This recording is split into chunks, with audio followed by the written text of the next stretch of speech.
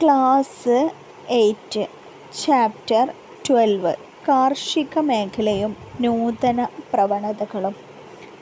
സമ്പദ് വ്യവസ്ഥയിലെ ഏറ്റവും പഴക്കമേറിയതും പ്രധാനപ്പെട്ടതുമായ മേഖലകളിൽ ഒന്നാണ് കാർഷിക മേഖല.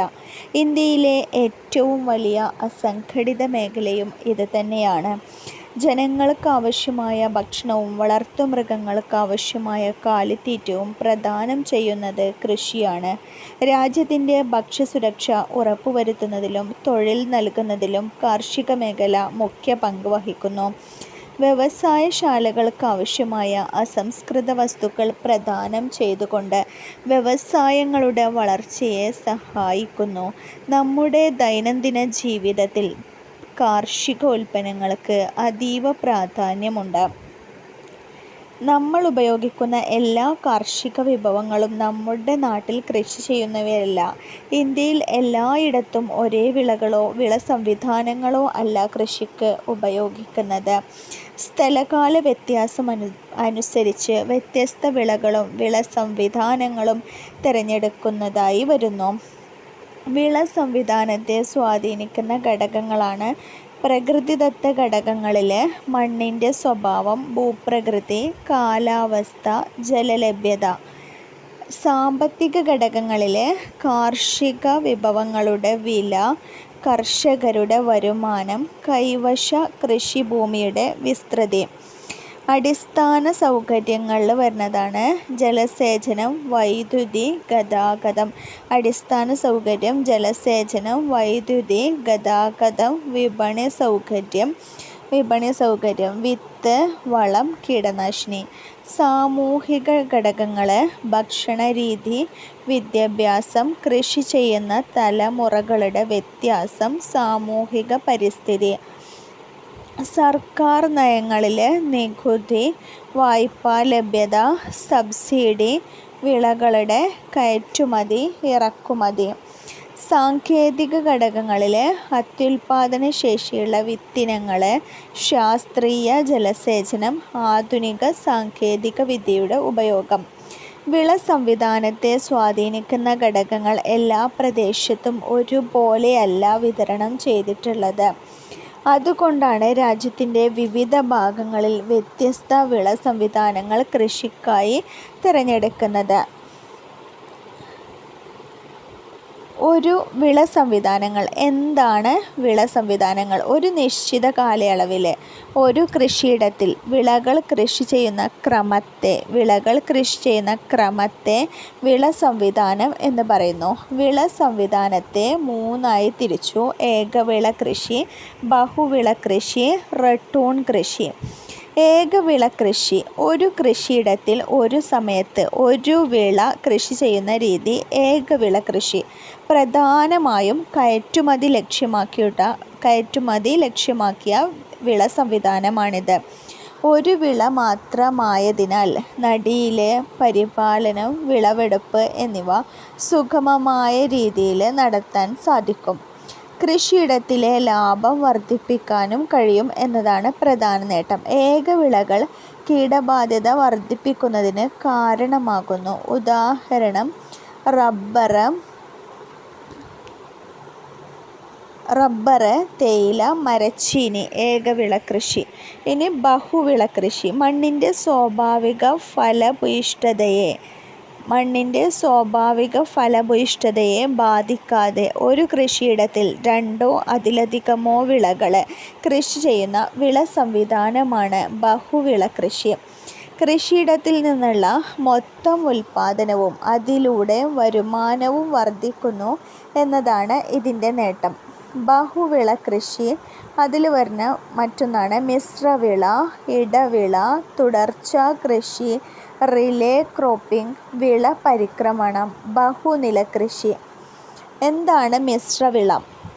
കൃഷിഭൂമിയിൽ ഒരേ സമയം 2 അതിലധികമോ വിളകൾ നടിയിൽ അകലം പാലിക്കാതെ കൃഷി ചെയ്യുന്ന രീതി. നടിയിൽ അകലം പാലിക്കാതെയാണ് മിശ്രവിള കൃഷി ചെയ്യുന്നത്. വരണ്ട പ്രദേശങ്ങളിലാണ് ഈ കൃഷിരീതി കൂടുതലായി കണ്ടുവരുന്നത്. പ്രതികൂല കാലാവസ്ഥ മൂലം ഒരു വിളയുടെ വിളവ് മോശമായാൽ മറ്റു വിളകളിൽ നിന്നും വിളവ് ലഭിക്കും എന്നതാണ് നേട്ടം. ഉദാഹരണം ചോളം, നിലക്കടല. ചോളം, നിലക്കടല. തെങ്ങ്, തുവര. തെങ്ങ്, തുവര. ഇനി ഇടവിള കൃഷി. കൃത്യമായ വരികളിൽ നടന്ന പ്രധാന വിളയുടെ 2 വരികൾക്കിടയിലുള്ള സ്ഥലത്ത് മറ്റൊരു വിള കൃഷി ചെയ്യുന്ന സംവിധാനമാണ് ഇടവിള കൃഷി. വിഭവങ്ങളുടെ കാര്യക്ഷമമായ ഉപയോഗത്തിലൂടെ ഉൽപാദനം വർദ്ധിപ്പിക്കാൻ കഴിയും. കളകളുടെയും കീടങ്ങളുടെയും നിയന്ത്രണത്തിന് അനുയോജ്യമായ രീതിയാണിത്. ഉദാഹരണം ആദ്യഘട്ടത്തിൽ സാവധാനം വളരുന്ന പരുത്തിയുടെ ഇടവിളയായി നിലക്കടല കൃഷി ചെയ്യുന്നു. തെങ്ങിന് ഇടവിളയായി വാഴ കൃഷി ചെയ്യുന്നു. തുടർച്ചാ കൃഷി. എന്താണ് തുടർച്ചാ കൃഷി? വിളവെടുപ്പിന് ശേഷം കൃഷിയിടത്തിൽ അവശേഷിക്കുന്ന ഈർപ്പം, പോഷകങ്ങൾ എന്നിവ ഉപയോഗപ്പെടുത്തുന്നതിനായി വലിയ മുന്നൊരുക്കങ്ങളില്ലാതെ അതേ കൃഷിയിടത്തിൽ മറ്റൊരു ഹ്രസ്വകാല വിള കൃഷി ചെയ്യുന്നതിനെ തുടർച്ചാ കൃഷി എന്ന് പറയുന്നു. കൃഷിയിടങ്ങൾ തരിശായി കിടക്കുന്നില്ല എന്നതാണ് പ്രധാന നേട്ടം. ഇതിനുദാഹരണമാണ് തുടർച്ചാ കൃഷിക്ക് എക്സാമ്പിളാണ് നെൽപ്പാടങ്ങളിലെ പ്രധാന വിളയായ നെല്ലിന് ശേഷം പയറ് അല്ലെങ്കിൽ എള്ള് കൃഷി ചെയ്യുന്നത്. ഇനി റിലേ ക്രോപ്പിംഗ്. ഒരു കൃഷിയിടത്തിൽ ആദ്യ വിള വിളവെടുക്കുന്നതിന് മുമ്പായി രണ്ടാമത്തെ വിള കൃഷി ചെയ്ത് തുടങ്ങുന്ന രീതിയാണ് റിലേ ക്രോപ്പിംഗ്. വാഴ വിളവെടുക്കുന്നതിന് മുമ്പ് പച്ചക്കറികൾ കൃഷി ചെയ്യുന്നത് റിലേ ക്രോപ്പിംഗ്. വിളപര്യയം. എന്താണ് വിളപര്യയം ഓർ വിള പരിക്രമണം? ഒരേ കൃഷിഭൂമിയിലെ ഓരോ വിളക്ക് ശേഷവും തുടർച്ചയായി വ്യത്യസ്ത സസ്യകുടുംബത്തിൽപ്പെട്ട വിളകൾ കൃഷി ചെയ്യുന്നതിന് വിള പരിക്രമണം എന്ന് പറയുന്നു. മണ്ണിൻ്റെ ഫലഭൂയിഷ്ഠത വർദ്ധിപ്പിക്കുന്നു എന്നതാണ് വിള പരിക്രമണത്തിൻ്റെ പ്രധാന നേട്ടം. മണ്ണിൻ്റെ ഉൽപാദനശേഷി വർദ്ധിപ്പിക്കുന്നതിനും കളകൾ, കീടങ്ങൾ എന്നിവ നിയന്ത്രിക്കുന്നതിനും അനുയോജ്യമായ രീതിയാണ് വിളപര്യയം. ഉദാഹരണം നെല്ലിനു ശേഷം പയർ കൃഷി ചെയ്യുന്നു. ഇനി ബഹുനില കൃഷി. വ്യത്യസ്ത ഉയരത്തിൽ വളരുന്നതും വ്യത്യസ്ത ആഴത്തിൽ വേരോടുന്നതും ആവശ്യമായ സൂര്യപ്രകാശത്തിൻ്റെ അളവ് വ്യത്യസ്തമായിരിക്കുന്നതുമായ വിളകൾ ഒരേ സമയം ഒരേ കൃഷിയിടത്തിൽ കൃഷി ചെയ്യുന്നതിനെ ബഹുനില കൃഷി എന്ന് പറയുന്നു. വ്യത്യസ്ത ഉയരത്തിൽ വളരുന്ന, വ്യത്യസ്ത ആഴത്തിൽ വേരോടുന്ന, സൂര്യപ്രകാശത്തിൻ്റെ അളവ് വ്യത്യസ്തമായിരിക്കുന്ന വിളകൾ ഒരേ സമയം ഒരേ കൃഷിയിടത്തിൽ കൃഷി ചെയ്യുന്നത് ബഹുനില കൃഷി. മണ്ണ്, ജലം, സൂര്യപ്രകാശം എന്നിവ കൂടുതൽ ഫലപ്രദമായി ഉപയോഗപ്പെടുത്താൻ കഴിയുന്നു എന്നതാണ് ഇതിൻ്റെ നേട്ടം. ബഹുനില കൃഷിക്ക് എക്സാമ്പിളാണ് തെങ്ങ്, കുരുമുളക്, ഇഞ്ചി, മഞ്ഞൾ. തെങ്ങ്, കുരുമുളക്, ഇഞ്ചി, മഞ്ഞൾ. ഇനി റട്ടൂൺ കൃഷി. വിളവെടുപ്പ് സമയത്ത് വിളയുടെ വേരോ താഴത്തെ ഭാഗമോ മുറിക്കാതെ അവശേഷിക്കുന്നു. റട്ടൂൺ കൃഷി എന്ന് പറഞ്ഞാൽ വിളവെടുപ്പ് സമയത്ത് വിളയുടെ താഴത്തെ ഭാഗം അല്ലെങ്കിൽ മുകൾ ഭാഗം അത് മുറിക്കാതെ അവശേഷിക്കുന്നു. വിളവെടുപ്പിന് ശേഷം കൃഷി ചെയ്തിരുന്ന വിള വീണ്ടും വളർന്ന് വിളവ് തരുന്നു. ഒരു തവണ ചെയ്ത കൃഷിയിൽ നിന്ന് വീണ്ടും വിളവ് ലഭിക്കുന്നു എന്നതാണ് ഇതിൻ്റെ നേട്ടം. വിളവ് കുറയാനും രോഗകീടബാധകൾ കൂടാനും സാധ്യതയുണ്ട് എന്നത് ഈ സംവിധാനത്തിൻ്റെ പോരായ്മയാണ്. റട്ടൂൺ കൃഷിക്ക് എക്സാമ്പിളാണ് ചീര, കരിമ്പ്. ചീര, കരിമ്പ്. ഇനി കാർഷിക മേഖലയിലെ നൂതന പ്രവണതകൾ. ഡ്രോൺ കർഷകനെത്തി ഇനി പറന്ന് വിതക്കാം. ഒരു പിക്ചർ തന്നിട്ടുണ്ട്. അതിലൊരു വയലിൻ്റെ മുകളിൽ കൂടെ ഒരു ഡ്രോണ് പറക്കണ ഒരു ചിത്രമാണ് തന്നിട്ടുള്ളത്. മുകളിൽ നൽകിയിരിക്കുന്ന വാർത്ത നമ്മൾ വായിച്ചു. വർദ്ധിച്ചു വരുന്ന ലോക ജനസംഖ്യ, കാലാവസ്ഥാ വ്യതിയാനം, സാങ്കേതിക വിദ്യയുടെ വളർച്ച എന്നിവയ്ക്കനുസരിച്ച് കാർഷിക പ്രവർത്തനങ്ങൾ നിരന്തരം മാറിക്കൊണ്ടിരിക്കുന്നു. കഴിഞ്ഞ ഏതാനും പതിറ്റാണ്ടിലായി ഇന്ത്യയിലെ കാർഷിക മേഖല സമൂല മാറ്റത്തിന് വിധേയമായിട്ടുണ്ട്. പരമ്പരാഗത കൃഷിയിൽ നിന്ന് പുത്തൻ സാങ്കേതിക വിദ്യ ഉപയോഗിച്ചുള്ള കൃഷിരീതിയിലേക്കുള്ള മാറ്റം ശ്രദ്ധേയമാണ്.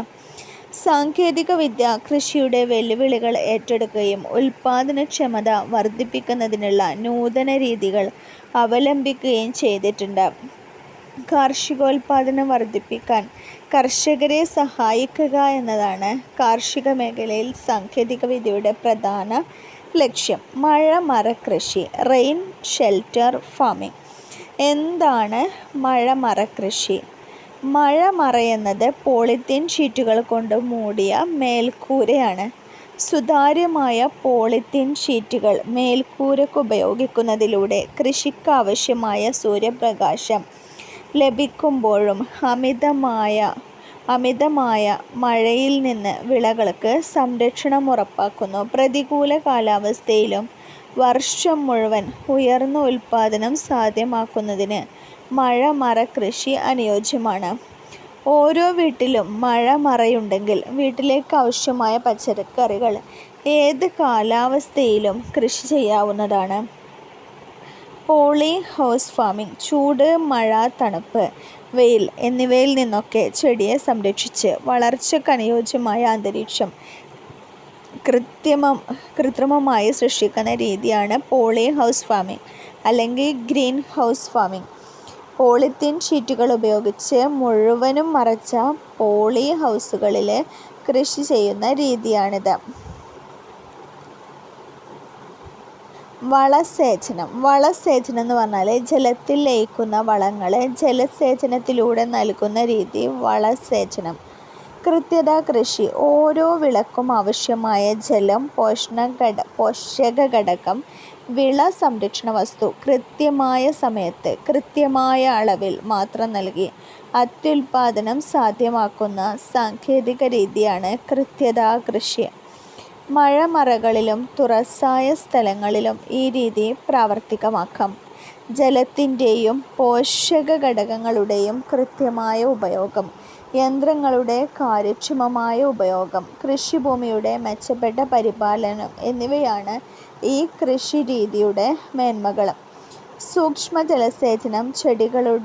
ചെടികളുടെ വളർച്ചയ്ക്കാവശ്യമായ ജലം തുള്ളികളായോ നേർത്ത ധാരയായോ നൽകുന്ന രീതി. വളസേചനം, സംയോജിത കീടനിയന്ത്രണം എന്നിവ കൃത്യത കൃഷിയുടെ പ്രധാന ഘടകങ്ങളാണ്.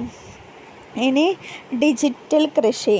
ഡിജിറ്റൽ കൃഷി വൈവിധ്യമാർന്ന സാങ്കേതിക വിദ്യ ഉൾപ്പെടുത്തിയുള്ള കൃഷിരീതി ഡിജിറ്റൽ കൃഷി. ബിഗ് ഡാറ്റ വിശകലന ഉപകരണങ്ങൾ, നിർമ്മിത ബുദ്ധി, മെഷീൻ ലേണിംഗ്, മൊബൈൽ ഫോൺ പോലുള്ള ഡിജിറ്റൽ ആശയവിനിമയ സാങ്കേതിക വിദ്യ, ഡിജിറ്റൽ പ്ലാറ്റ്ഫോം, റോബോട്ടിക്സ്, കാർഷിക ഉപദേശക ആപ്പ് തുടങ്ങിയ സാങ്കേതിക വിദ്യകൾ ഡിജിറ്റൽ കൃഷിയിൽ ഉപയോഗപ്പെടുത്തുന്നു.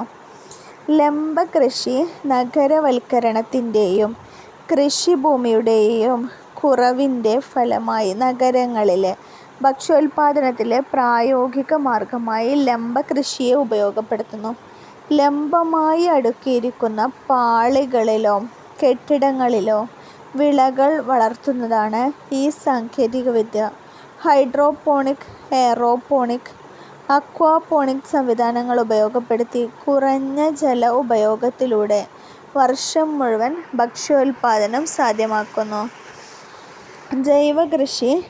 ജൈവ കീടനാശിനികൾ, കമ്പോസ്റ്റ്, പച്ചിലവളം, ഇടവിള കൃഷി യന്ത്രങ്ങൾ തുടങ്ങിയവയെ ആശ്രയിക്കുന്നതും രാസവളങ്ങളും കൃത്രിമ രാസകീടനാശിനികൾ തീർത്തും ഒഴിവാക്കിയുള്ളതുമായ കൃഷിരീതിയാണ് ജൈവകൃഷി.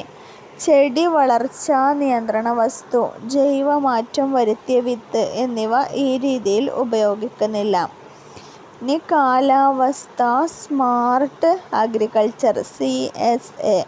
കാലാവസ്ഥാ വ്യതിയാനത്തെ നേരിടാൻ കർഷകരെ സഹായിക്കുന്നതിനുള്ള ഒരു സമീപനമാണ് climate smart agriculture. Climate smart agriculture ഉൽപാദനക്ഷമതയും വരുമാനവും വർദ്ധിപ്പിക്കുക, കാലാവസ്ഥാ വ്യതിയാനവുമായി പൊരുത്തപ്പെടുക, ഹരിതഗൃഹവാതക ഉദ്വമനം കുറയ്ക്കുക എന്നിവ പ്രധാന ലക്ഷ്യങ്ങൾ. കാർഷിക മേഖല നേരിടുന്ന ഒരുപാട് വെല്ലുവിളികളുണ്ട്.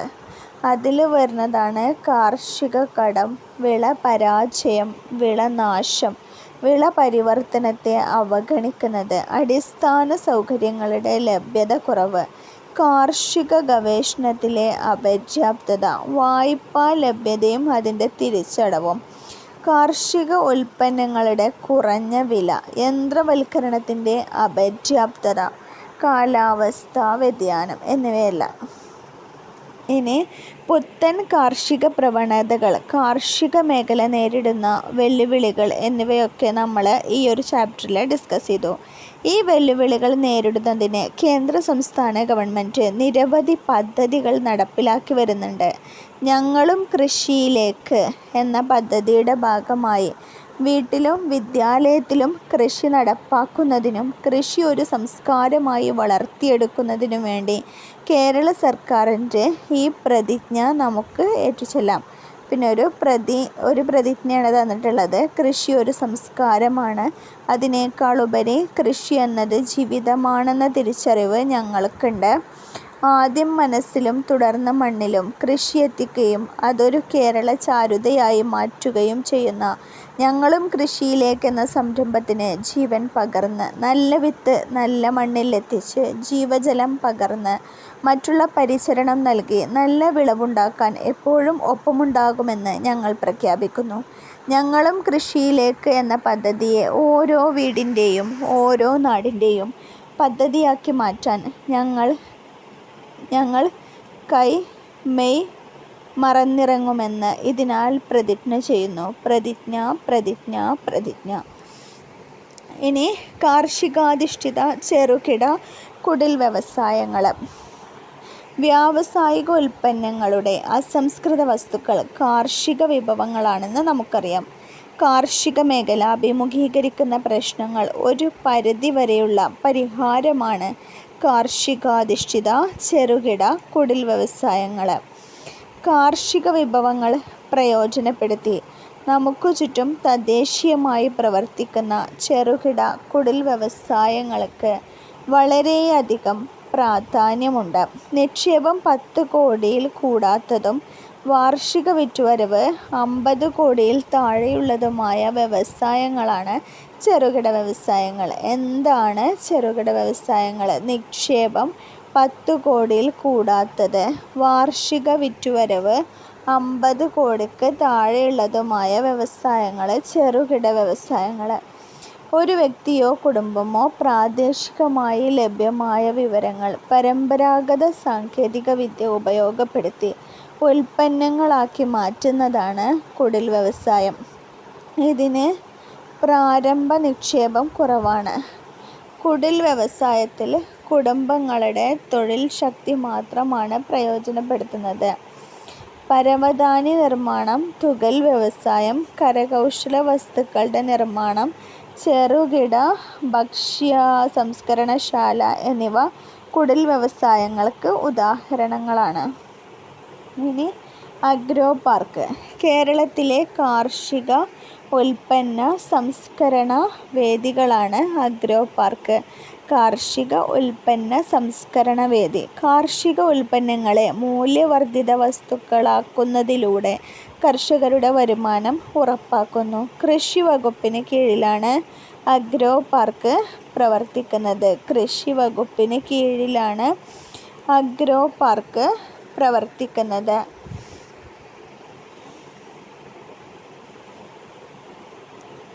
ഇനി ഇതിൽ വരുന്ന വേറൊരു ടേമാണ് കാർഷികാധിഷ്ഠിത ചെറുകിട കുടിൽ വ്യവസായങ്ങളുടെ മാറുന്ന മുഖം എന്ന് പറഞ്ഞ് കൊടുത്തിട്ടുണ്ട്. കാർഷികാധിഷ്ഠിത സ്റ്റാർട്ടപ്പുകൾ ഇന്ന് പ്രചാരമേറി വരികയാണ്. സർക്കാർ ഇത്തരം സ്റ്റാർട്ടപ്പുകൾ വളരെയധികം പ്രോത്സാഹനം നൽകുന്നുണ്ട്. പൊടിക്കുക, അരക്കുക, പാക്ക് ചെയ്യുക തുടങ്ങിയ ലളിതമായ സാങ്കേതിക വിദ്യകൾ ഉപയോഗപ്പെടുത്തി പഴം, പച്ചക്കറി എന്നിവയെ പലതരം മൂല്യവർദ്ധിത ഉൽപ്പന്നങ്ങളാക്കി മാറ്റുന്ന രീതിയാണ് ചെറുകിട കുടിൽ വ്യവസായങ്ങൾക്ക് ചെയ്യുന്നത്. കമുകിൻ പാള ഉൽപ്പന്നം, ഭക്ഷ്യോൽപ്പന്നം, ഫലവർഗ്ഗങ്ങളിൽ നിന്നുള്ള ഉൽപ്പന്നം എന്നിവയുമായി ബന്ധപ്പെട്ട വ്യവസായങ്ങൾ പ്രധാനമായും കാർഷിക ഉൽപ്പന്നങ്ങളെ അടിസ്ഥാനമാക്കിയുള്ളതാണ്. ഇനി എന്താണ് കൈത്തറി വ്യവസായം? മഹാത്മാഗാന്ധിയുടെ ഒരു കോട്ടിങ് കൊടുത്തിട്ടുണ്ട്. ഏത് ദേശീയ വിദ്യാഭ്യാസ സമ്പ്രദായത്തിൻ്റെയും ആവശ്യ ഘടകമായി നൂലും നെയ്ത്തും ഞാൻ കണക്കാക്കുന്നു എന്നാണ് മഹാത്മാഗാന്ധി പറയുന്നത്. കൈത്തറിയുടെ പ്രാധാന്യം മനസ്സിലാക്കി ഗാന്ധിജി പറഞ്ഞ വാക്കുകളാണ് ഇത്. ഇന്ത്യയിലെ അസംഘടിത സാമ്പത്തിക പ്രവർത്തനങ്ങളിലൊന്നാണ് കൈത്തറി മേഖല. ഗ്രാമീണ, അർദ്ധഗ്രാമീണ ജനവിഭാഗങ്ങളുടെ ഉപജീവനത്തിൻ്റെ അവിഭാജ്യവും സ്ത്രീകളുടെ സാമ്പത്തിക ശാക്തീകരണത്തിൻ്റെ സ്രോതസ്സുമാണ് ഈ മേഖല. രാജ്യത്തിൻ്റെ തുണി ഉൽപ്പാദനത്തിൽ കൈത്തറി മേഖലയുടെ സംഭാവന ചെറുതല്ല. കേരളത്തിലെ ഒരു പ്രധാന പരമ്പരാഗത ചെറുകിട കുടിൽ വ്യവസായമാണ് കൈത്തറി. കയർ മേഖല കഴിഞ്ഞാൽ തൊഴിൽ നൽകുന്ന കാര്യത്തിൽ അടുത്ത സ്ഥാനം കൈത്തറിക്കാണ്. കയർ കഴിഞ്ഞാൽ അടുത്ത കൈത്തറി. ഇനി കാർഷിക വിപണിക്ക് എക്സാമ്പിളാണ് നാട്ടുചന്ത, പച്ചക്കറിക്കട, ഹൈപ്പർ മാർക്കറ്റ്, ഓൺലൈൻ മാർക്കറ്റ് എന്നിവയൊക്കെ. കാർഷിക ഉൽപ്പന്നങ്ങൾ വാങ്ങുകയും വിൽക്കുകയും ചെയ്യുന്ന സംവിധാനമാണ് കാർഷിക വിപണി. കാര്യക്ഷമമായ ഒരു കാർഷിക വിപണി കൃഷി പുരോഗതിക്ക് അത്യാവശ്യമാണ്. സാധ്യമായ ഏറ്റവും മികച്ച വരുമാനം ലഭിക്കുന്നതിന് പ്രാഥമിക ഉൽപ്പാദകരെ പ്രാപ്തരാക്കുക, കാർഷിക ഉൽപ്പന്നങ്ങളുടെ ഗുണനിലവാരം നിലനിർത്തി ന്യായമായ വില ലഭ്യമാക്കുക എന്നിവ കാർഷിക വിപണിയുടെ പ്രധാന ലക്ഷ്യങ്ങളാണ്. കതിർ ആപ്പ്. എന്താണ് കതിർ ആപ്പ്? കൃഷിയും അതുപോലെ കൃഷി രീതികളും സ്മാർട്ടാക്കാൻ വിവര സാങ്കേതിക വിദ്യയുടെ സാധ്യത ഉപയോഗപ്പെടുത്തുക എന്ന ലക്ഷ്യത്തോടെ തയ്യാറാക്കിയതാണ് കതിർ ആപ്പ്.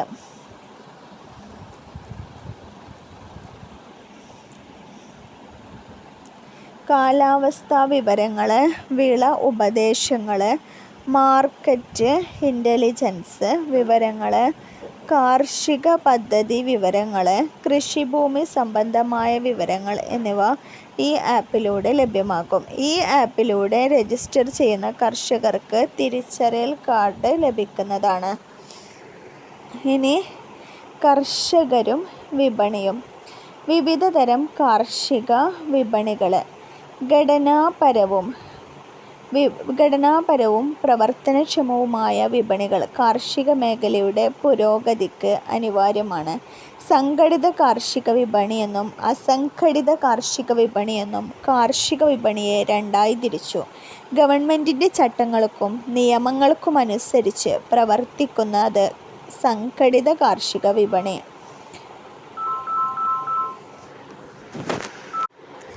ഗവൺമെൻറ്റിൻ്റെ ചട്ടങ്ങൾക്കും നിയമങ്ങൾക്കുമനുസരിച്ച് പ്രവർത്തിക്കുന്നവയാണ് സംഘടിത കാർഷിക വിപണികൾ.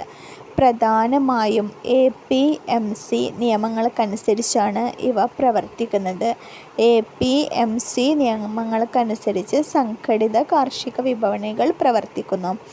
എന്നാൽ പ്രത്യേക ഘടനയില്ലാതെ പ്രവർത്തിക്കുന്നവയാണ് അസംഘടിത കാർഷിക വിപണികൾ.